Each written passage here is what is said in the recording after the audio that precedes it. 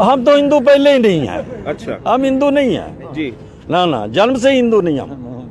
ना हम देश में हिंदू हैं और ना जन्म से हिंदू हैं। सिख हिंदू होता ही नहीं है, पहली बात तो ये है। पर सिख जो है वो वैष्णो देवी माता जी की भी फोटो लगाते हैं। अरे कोई मेरे जैसा साईं बाबा जी की बेवकूफ भी जाता लगाते हैं, है सब तो लगाते जाने हैं। दो उसे, जी। उसमें क्या फर्क पड़ता है?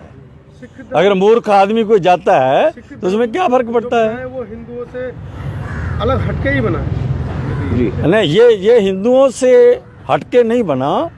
हम बौद्ध थे, मजबूरी में हमें 8वीं सदी के बाद हिंदू कहा गया और हम हिंदू नहीं थे, मगर अछूतापन के कारण हम गुलाम हुए और हम कभी भी हिंदू नहीं थे। जी, अछूतापन के कारण हम लोग गुलाम हुए, हम कभी भी हिंदू नहीं थे।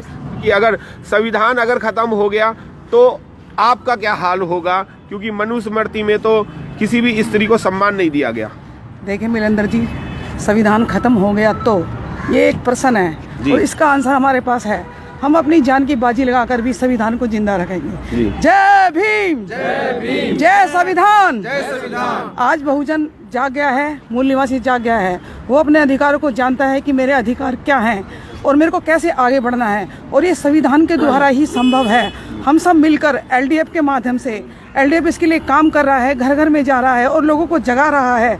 वो लोगों में एक मुहिम छेड़ चुका है कि संविधान को जिंदा रखना है। बाबा साहब ने कहा था कि अगर संविधान जिंदा रहेगा तो ही मैं जिंदा रहूंगा, और हम बाबा साहब को कभी मरने नहीं देंगे। बाबा साहब अमर हैं, अमर रहेंगे। जय संविधान, जय भारत। ये बात साथ एक महिला और है, मैं उनसे भी जानना चाहूंगा कि अगर संविधान नहीं होता तो क्या आपको ये सोने के बैंगल्स और चश्मा लगाना और ये इतने अच्छे कपड़े पहनने को प्राप्त हो पाते? बिल्कुल नहीं होता, क्योंकि संविधान में, मतलब कम शब्दों में एक बात कहना चाहती हूँ कि संविधान उस व्यवस्था परिवर्तन का नाम है कि जहाँ पर सिर्फ एक पर्टिकुलर वर्ग नहीं, समाज के किसी भी वर्ग को, ऐसा कोई भी वर्ग जिसके अधिकारों का, कर्तव्यों का कोई छीनता है तो आप उसके थ्रू मदद कर सकते हैं उसकी।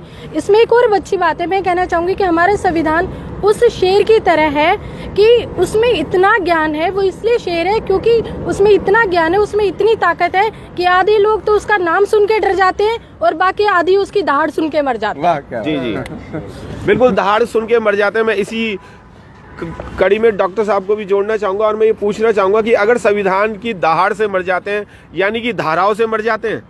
साथियों, विषय ये है, आज देश के अंदर एक बहुत बड़ा हमारे सामने खतरा पैदा हो गया है और इस देश के अंदर हमारे सामने एक इतनी बड़ी चुनौती आज है जिसके लिए हमें हर हाल में ये दहाड़ लगानी पड़ेगी। ये दहाड़ हमें अंदर से, हमारी ताकत जो है हमारे अंदर, जो आज बाबा साहब को लेकर संविधान को जिंदा करने के लिए जो शेर की गर्जना है वो आज हमें दिखानी पड़ेगी, क्योंकि आज हमारा अस्तित्व खतरे में है, आज मूल निवासी बहुजन समाज खतरे में है, आज हमारे मिशन के क्रांतिकारी हमारे महापुरुष खतरे में है और आने वाली जनरेशन खतरे में है। इसलिए अगर आज हमने ये गर्जना या दहाड़ नहीं चलाई तो भारतीय संविधान की सारी के सारी धाराएं या भारतीय संविधान का मूल्य या उद्देश्य खत्म हो जाएगा। इसलिए हमने ठाना है, इस एलडीएफ की टीम ने, एडवोकेट गीता रानी राष्ट्रीय अध्यक्ष हैं, अरुणा कबीर हमारे इसके राष्ट्रीय उपाध्यक्ष हैं और हम संयोजक हैं। इसने, इस पूरी टीम ने, पूरी टीम जो यहाँ पे हमारे साथ है, हमने ये एक प्रण लिया है कि संविधान को इस देश के अंदर जिंदा नहीं, लागू कराने के लिए, सुरक्षित रखने के लिए किसी भी हद तक इस देश के अंदर चले जाएंगे, लेकिन भारतीय संविधान के साथ में छेड़छाड़ नहीं करने देंगे और भारतीय संविधान को लागू करा कर रहेंगे। ये हमारा ऐलान है और ये हमारी चुनौती है। जी।